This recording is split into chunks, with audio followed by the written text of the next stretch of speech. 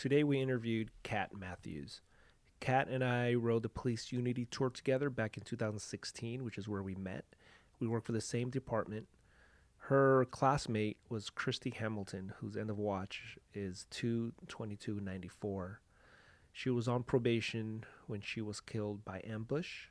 So Kat and I talk about her experiences when that happened, how close she was with Christy, and how she navigated throughout her career with that loss and how she's grown from it. So I hope you enjoy. Kat Matthews. Hi, good morning. How are you? Good. First of all, how did we meet? We met through the Police Unity Tour. That's right. 2016. Yes, I remember that. You had a picture on your bicycle. I did. And who was that for? It was my classmate, Christy Lynn Hamilton. Christy Hamilton? Yes, Christy. Tell me about her. Christy was an LAPD officer. She was my classmate, class 793. We met actually probably a little bit before we joined the academy. We were one of those classes that was long time with hiring freezes. So we'd kind of met a little bit before we started the academy, became classmates, instantly friends. Our class had 39 folks in it, and Christy and I were one of 10 females. Christy was 20 years my senior. Oh, really? But my big sister. Yeah. Christy, I was 25, she was 45. And going through the academy at 45 for anybody. And a woman. And a woman at the time. Back then. Yeah. And she was the oldest recruit that we had. Going through the academy, it was back right after the age restrictions had been lifted for recruits. Christy had wanted to be a police officer. Her father was a long retired homicide detective out in Van Nuys. Oh, I didn't know that. Yes, and so a long time retired. Her brother was a retired fire inspector, LA City fire inspector. Wow. So she came from, a long line of public service. Life took its, different roads and such. Yeah. But her father knew she wanted to be a police officer. And he called her up one day and said, hey, they've lifted the age restriction. What year did he do that? 1993. Oh, wow. Right away she joined. Yeah, right away. So she started, the physical rigorous training, which, you all have to do before we get into the academy. Yeah. Her father built her a wall in the backyard so she could practice getting over the 6-foot wall. That was always tough for the girls in the academy. Always, for sure, yeah. Yes. So we actually, before the academy started, there was back in the 90s, there was a program called the CPA program. I can't remember what the letters stood for.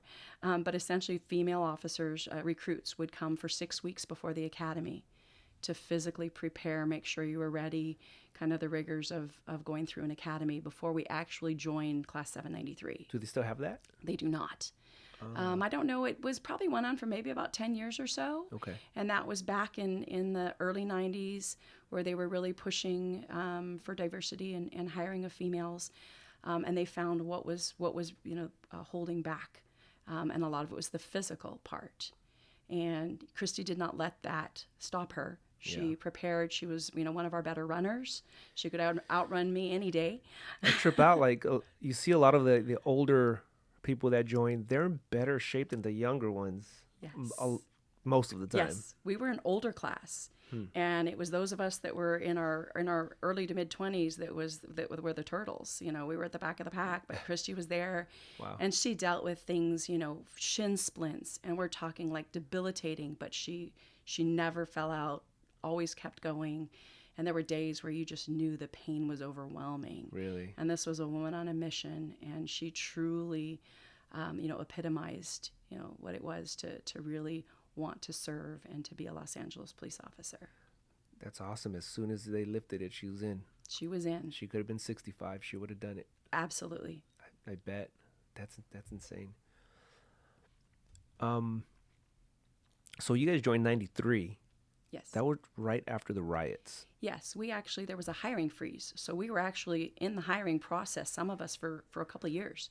So a lot of the officers that I ended up being classmates with, once a month we'd go down to the old Parker Center and check in Yeah. to see if we really still wanted to be police officers. And a bunch of us stuck it out for a couple of years. And then we were hired, and starting in the 90s is when they really pushed putting academy classes through. A lot of stuff that's happening now, a lot of us, the coppers are talking and they say, I don't want my kids to be cops now. I would never join now. Can't believe there's still people applying. When you joined, the LA riots just passed. Correct. What do you think the difference is between that and what's happening now? Times were different. It wasn't so front page. Yeah. Back then, we knew that there was, times were changing. We knew things were different, and you wanted to live your life that you never ended up on the front page of the LA Times. Okay, well, now it's everything. There's just so much now, right now, the stresses on officers. Everything you do is under scrutiny. Yeah. And everything's on videotape. And what we do as police officers isn't pretty. Yeah. It can be legal, justified by the law, necessary, and it's going to look bad. And when you have that broadcast, not only on the news, but in social media, and all of our personal circles are closing, getting narrower and narrower, because, who is it that you're going to really be able to keep in your circle? Yeah, I guess social media really makes the big difference. I think so. I mean, it's wonderful, obviously. We use social media, and it's a big part of our lives, and communication and news and all of those things. But there's just so much that gets blown out of proportion, and it's just very polarized. I think it could be our worst enemy, but it's been great for supporting each other. Yes. So it just depends how you use it, really. Yeah, and social media allows you to be in contact. That you and we have friends all over the country. Right. That we've met through the Unity Tour, through other things that we've done. Right. That we have people that we are actually your friends, not like, hey, there's this guy I know in New Jersey. No, this is my friend in New Jersey. I can call him or her up anytime, because we're able to keep in contact, and as if they're next door. And it lets us remember people like Christy Hamilton. Absolutely. And I think that's huge, and that's what I like about it. So when you guys graduate the academy, where do you go? Where does she go? We did. She went to Devonshire. Okay. I went to Newton Division. It was opposite ends of the world. Our mothers sat through graduation holding hands and really? Praying for the two of us to have a safe and long career. Yeah. Our class graduation was canceled. So we were supposed to graduate in January of '94, and Northridge earthquake hit. Got it. And so we were sent out to the field without a graduation. Here you go, 12-hour shifts, 12 on, 12 off, A-B watch. And she went to Devonshire. I went to Newton. We still met once a week. Wow. She was, like I said, she was my big sister. She was my dear friend. And we would meet once a week at the academy for breakfast on Friday. Nice. And a watch. We'd get off. We'd have breakfast on Friday. What would she get? She would usually get the omelet. Okay. And I occasionally may have, because it was end of watch, so I may have had a chocolate shake here and there. Yeah. And convinced her to tell everyone it was Slim Fast. All right.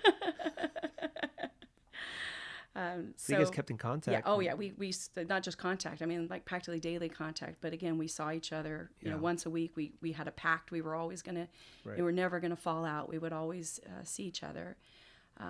Fast forward 3 weeks, they call us back to the academy and say, you're going to go through graduation. Okay. So we did actually go through a graduation ceremony where our mothers sat together. And this post Northridge earthquake. This is 4 weeks post Northridge earthquake. So it was more of a badge ceremony. No, or was it pretty legit? This was actually legit. So what they did is they took the class 893 and we just joined their graduation. Cool. We knew it was their graduation, and we only had a few of our family there. Most of ours had all gone back home. Yeah. So it was 893's graduation, but we walked through ceremony together, and Christy had everybody there. Nice. And the news media was there, and the one they wanted to interview was her. Really? Christy was the one that every media outlet wanted to interview because she had gone through not only, the police academy, and she'd now been out 4 weeks in the field. Right. Right. working morning watch in Devonshire Division. Do you have video of that? There is video of that. Interesting. That'd be cool to watch that. I just pulled up, found some video, and I actually have class video of us that I was just watching recently. Very cool. Yeah. Very cool. Yeah, you guys came on like in between riots and earthquakes. Interesting. Yes, absolutely. And then we kind of got together as a class that night. We went down to a classmate's house, and because said class party, everything was it was all over because it really wasn't our graduation. Right. So we got together, and that was the last night I saw her. She was actually off for a few days, so that was a Friday, end of the deployment period. Her training officer was off, I think Sunday. So she went to work Monday night, which was also I was working that night. Okay. And that was the night she was killed in line of duty. Okay. Yeah. So talking about that, just anything you feel comfortable with. We don't have to really bring up details, but something that I have noticed throughout my career is when these things happen, they are not analyzed in a way that we can learn from what was done right and wrong, and so that doesn't happen to somebody else. It seems very, I don't think anybody has bad intentions. I think they don't want to disrespect the officer that passed away, and especially criticizing somebody that passed away, so I don't think there's any bad intentions, but it's something tough to do, but I think something we need to do so that others could learn from the things that happened. Was it a nighttime when this happened? Yeah, it was a nighttime. It was a morning watch caper.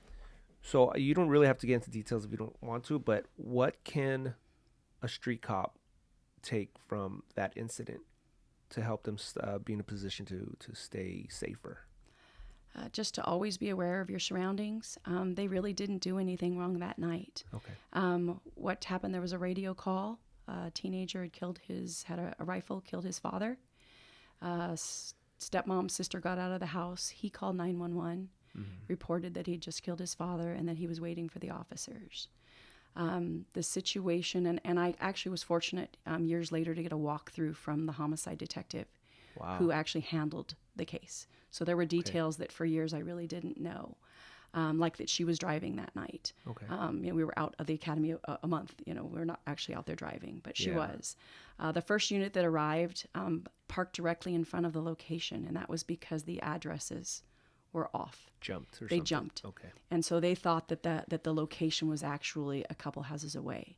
So they pulled in front of the location. Well, the suspect couldn't see them because of the topography. The house was up raised, so he had high ground and could not see the vehicle. Couldn't see her vehicle. He couldn't see the first unit to arrive's vehicle. Okay. And then she was the second unit to arrive and parked across the street, tactically deployed, thinking that the address was a couple houses away. Right. He was in the house where the officers were parked in front of, okay. And he just opened fire. That's interesting because that happens still now to me a lot. Ambushed. Like it's got to be down the way, and you jump out of the car. Yes. Oh shit! It's We're here. Yeah. Or you go. I had a situation where, looking for officers. There was a help call that went out, right? And it was down in Harbor Division, and we could not find the officers, and we're screeching. I flagged down a tow truck driver, and I could hear them on the radio, and I'm like, where the address should be right here. Where is it? Right. And then somebody got on the radio, and knowing that you're in a place where somebody might not be able to find you. Yeah. And the officer keyed the radio. It was actually the supervisor keyed the radio and put out a landmark. And then we did the old, oh, crap, they're over here. And so really thinking if someone's not coming and not responding right away, that you might have to put out a little more information that the addresses aren't all, we can't always rely on an address. Right. Did other officers get shot that night? No, she was the only one shot that night. Okay. And did you hear the help call or? I did not. My brother was working that night and he was in Central Division. And back then there was, there were no cell phones. We didn't have, communication. It was all through the radio. Right. And I got an MDT message. Okay. And so basically computer message comes through from my brother at the...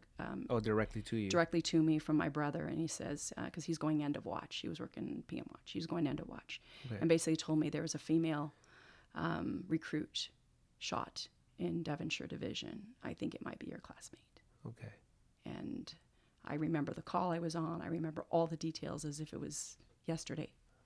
Wow. You were in Central? Actually, I was in Newton. Newton. Sorry about that. Yeah. Wow.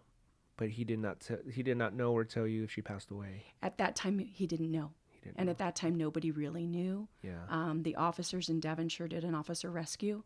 I actually was able to talk to some of those officers, later on, many years later, and the SWAT officers who responded. But they did a rescue of her, got her out, got her to the hospital. But she was likely gone before she hit the ground. It was practically instant. She was hit with a rifle round. Right. Wow. So and post then, the good things that come out, ballistic doors. Came from that? That was one of the incidents that ultimately resulted in officers getting ballistic doors. Okay. Interesting. So how do you navigate the rest of your shift? That was difficult. I had to basically, back then especially, we were told, by our drill instructor, who was a female, you will never let a man see you cry on this job. And I mean, obviously this is my classmate, this is my friend, this is somebody, like I said, this is like part of me. Yeah. And so I just basically went into, I got to do my job, told my training officer, and it wasn't my normal regular training officer. It was actually somebody that I hadn't worked with before. And told him, he saw the message, and we ended up ultimately going back to the station. It was a huge caper involving like multiple things, and it was going to be, an all night, all day type of thing. And just continued processing. I'm a brand new probationary. You can't. And you're handling radio calls? Actually, no. This was I was on a radio call, and we had a big arrest. It was a caper involving, basically, human trafficking and large amounts of cocaine and a hotel down on Broadway. Wow. I mean, it was one of those like crazy things. And we had people to arrest. We had, people to bring back. So you're busy. So I'm busy, and I'm pretending like it's not really, she's probably okay. And I remember my training officer saying, we'll find out. Let's not get ahead of ourselves. Wow. And then the lieutenant came in. I was in the detective area writing reports, and the detective, and actually, no, my training officer came in and said the lieutenant needs to see you in the watch commander's office. And that was basically, wow. It's intense. It was extremely intense. And here I am thinking, I can't cry. And I did. I stood there just like I am with you. I can't cry. I can't cry. I can't cry. I've been told I can't cry. And the lieutenant just looks at me, a wonderful, awesome man. And he said, I think you should go to the locker room. Thank you, sir. I will. And I went in the locker room and I sat there. So you followed your DI's instructions. I did not cry. Interesting. Says a lot. Yeah. Sounds like a very intense night. So moving forward, how did you, as you continued into your law enforcement career, how did that change your lens about the job before you came on? You wanted to hook and book and Absolutely. chase bad guys. Did that motivate you to hook and book more, or to slow down? It actually right away? did. And it was funny because the family, my family was thinking that would be kind of put the brakes on. Okay, maybe she'll want to do something else besides this. Maybe she'll be the school teacher we thought she'd be.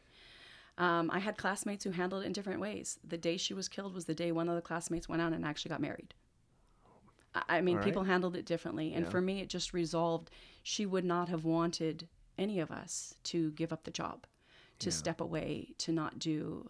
It gave me the resolve to continue, working. And the people, the person who killed Christy she would have been the first one to help that young man. Yeah. She would have been the first one to get him help, to deal with him. She was already showing, as an officer, her prowess in dealing with young children in different situations. She likely would have probably gone and become a juvenile officer or a juvenile detective, which is the road I think lots of us figured she would probably go to. Yeah, she came in with a lot of maturity, pretty much. She did. Which is. She did. So you were. I feel like. When I hear capers at work and I'm off, I wish I was there. Yeah. So is that kind of the same feeling that you got? I was glad I was there. I absolutely was. I mean, obviously not like at the location. I was glad I was working that night. I was glad I got information, and because we were such a new class, we got brought together. They actually called us all together and gave us a briefing. Yeah. That next morning, once they realized that, once they had this suspect, well, say in custody, he'd killed himself. But at the time, it was an ongoing, I went home with an ongoing SWAT operation. And they basically, my training officer took me home that night. Yeah. And wasn't going to wait for somebody to come pick me up. They didn't want to put me in a car, obviously, to drive myself home. Yeah. Even if I had my composure, that was just obviously would have been, none of us would put an officer in that situation. Right. And I realized then what family was, what the blue family was. I realized that once you're in that family, that even if they don't know you, and they'd known me, hour and a half, they'd known me just a few weeks, but they took care of me as a police officer and her family. Christy's family, I remember having a conversation with her father after she passed. And I, was thinking, all of, how can you not be angry, and how can you not, oh my gosh, I gave my daughter to, this is the police department. And he said she did what she loved to do, and the city loved her. The department was kind. He never said an unkind word about the department. I'm always amazed by that kind of strength. Yes. Yeah, her family has given me strength. So her family. You still keep in contact with them? I absolutely do. I kept in contact with her father until he passed. Her mother also has passed. I still keep in contact with her brother and a sister-in-law. Her niece, who was, I think, 17 at the time that Christy was killed, is Christy's, I call her twin. I mean, she's got Christy's mannerisms. She has, something, there's just characteristics and even physical things where sometimes I have to look and go, like, that's not her, that's not Christy. Wow. The first time my mom saw her, she said, oh my gosh, she goes, I don't even want to say it, but she looks just like her. And I said, it's okay, she knows. Really? She knows. So we've kept in contact. They were the ones that got me involved in the Unity Tour. Oh, wow. Because I, for many years, because I'd been taught, you can't have your emotions, and I didn't really go through the full grieving process. Really? Until many years later. I just kind of went through, and even though I had times where I knew she was with me, I have a situation where I knew there's only one way I got out of that. There's only one way I walked away from that, is because somebody was watching over me. Mm-hmm. And so her family actually brought me, as I said, I can't go to that. I'm going to cry. Yeah. And I remember Susan, her niece, telling me, that's okay. We will be there with you, and I will give you a box of Kleenex, and you will cry, and it's okay. Wow. And she goes, we still do, and it's all right. And so the first event I went to was actually where the family received her Purple Heart posthumously. And that was years later when the Purple Heart program was initiated by the department. They went back and recognized officers from prior years. Right. And then Susan kept asking me to be part of the Unity Tour, and I kept giving her every excuse as to why I couldn't. It hurts. I'm like, well, and it wasn't that. It was just, I worked bike patrol many moons ago. But I'm like, okay, so, I mean, I have a mirror, I have a scale, I have like all of these things, like how do you ride a bike from New Jersey to Washington, D.C.? Yeah. One pedal stroke at a time. Yeah. And I thought, how can I do it emotionally? Because it's not just you're honoring, you've got the picture on your bicycle. Yeah. You're riding next to, and at the time Susan was doing the tour and I rode next to her. And that was my first visit to the memorial, my first visit to Washington, D.C. And we rode into the memorial on our bicycles, and you've done it and you know that feeling, you know the emotion. Yeah. And it was pretty intense, but it just was, it was a moment that I'll cherish, to be able to have done that and to see her name. Yeah. I've only did the police unit tour once, and when I rode in, this kid, he hands me a blue line flag, and he says, I don't know this kid. As we're going in, and he says, thanks for riding for my daddy. I was like, holy moly. I don't know how to react. I just I grabbed it, and I kept pedaling. It was kids reaching out, wanting to touch you, as we ride in. Like, who's this kid's dad? Yes. And I'm like, I'm going to reach out. I'm going to fall off the bike, reaching out my hand to say, but and you don't know. And you see all the children there and the tens of thousands of people that line the road as we're riding in. And how many of those are survivors who've come back year after year. Yeah. And when I realized how much it truly means to the families, and every year I ride for Christy and I ride for another officer. I always pick another officer to ride for, either historically, because I want people to know that their loved one is never forgotten. We do not forget our fallen. Yeah. So I'll generally go back and have some connection with someone, or I'll meet someone whose, uncle or brother or whomever was killed in the line of duty, and I'll ride for them as well as riding for Christy. I'll ride for her every year that I can, and to let her family know that she's never forgotten, and they know, they absolutely 100% know. We have to keep their memories alive, and they gave sacrifices that the average person will never understand. It's true. So, unfortunately, there will be more officers that die in the line of duty. They will have friends, partners, some will be on probation. So, just from your experience, if somebody's listening who is just now going through that, what advice can you give? Actually, I had the opportunity when Juan Diaz was killed in the line of duty a year or so ago, and I got to meet with some of his classmates. And, here I am, fast forward, 20-something, almost 30 years into my career, and they're me, 26, 27 years ago. They're me, and I actually had the opportunity to talk to some of them and to tell them, what the advice I would give is to celebrate them, to remember them, and to allow yourself to go through that grieving process, that it's okay. We think, well, we have to support the family, which we do. We absolutely 100% have to support the family. I met Mrs. Diaz at the graveside one day out riding, and I had stopped at Juan's grave, and I actually met Mrs. Diaz there, and her knowing that somebody else stopped. We feel like we need to support the family, which we do, but we need to also look out for ourselves. We've come a long, long way as a department in that we don't tell you can't cry, you can't grieve. I was afraid to, because I'd been told you don't. And we've come so far, and we have so many resources on this department, whether it's our in-house behavioral sciences, which we're blessed. We're one of the few agencies that has our own in-house, where you don't just have to go down to the county building and sit with everyone else. You actually go and there's programs. There's Managed Health Network. I know they changed the name of it. But it's through our league, where you can go, where you don't even have to, nobody even has to know that you're doing it. But get together and have those memories. It's okay to remember. It's okay to laugh. Yeah. It's okay to celebrate. It's okay to think of the funny things, that you did or said, or, how crazy you acted. It's okay. You're celebrating. It's their life that we want to celebrate. They died as heroes. Yeah. And I truly believe, when our officers are killed on the line of duty, they're answering a higher calling that most people would run from.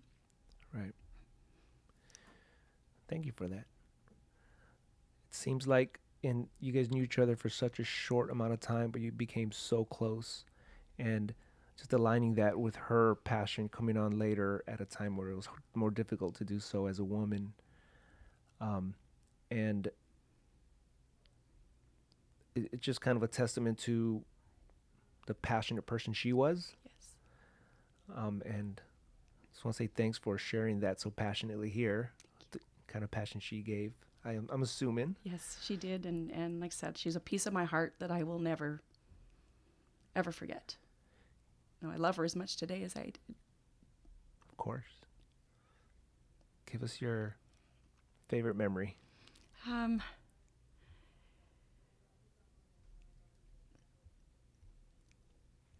I say probably some of the fun. It's not like a specific memory, but every morning she and I were the first two recruits to arrive at the academy every day. We were the first two. I always looked for her car in the parking lot. It was years where I still looked for her car in the parking lot. Wow. Long after she was gone, it was the first thing I did was look for her car. Yeah. And just those moments in the morning before everybody got there, talking. And every night we'd be on the phone, back then there was no cell phone. I mean, I'm on Right. the house phone, like literally like a teenager with your feet up, like doing homework Yeah. and preparing and thinking of, how we're going to, make it through. And Yeah. those were the moments that I cherished. Like I said, it was a kind of that whole time, that whole period of really, realizing what we were doing and how passionately she wanted things. There was never a time where any of us ever like thought about giving up, Right. because here's this woman, like I said, 20 years my senior, kicking my butt, running You up better those, not quit. running up those hills. So those little memories. The little memories like that. Like I said, we shared a lot of, really, really good times, and the academy is hard. It really is. But having someone like that, who's your sister, who's your friend, who's, this part of you that's your partner in the academy, that you see every day and you can call anytime, 24/7. And that's a lot of what I missed was, I'd want to pick up the phone and call her. Thank you for sharing her life. Thank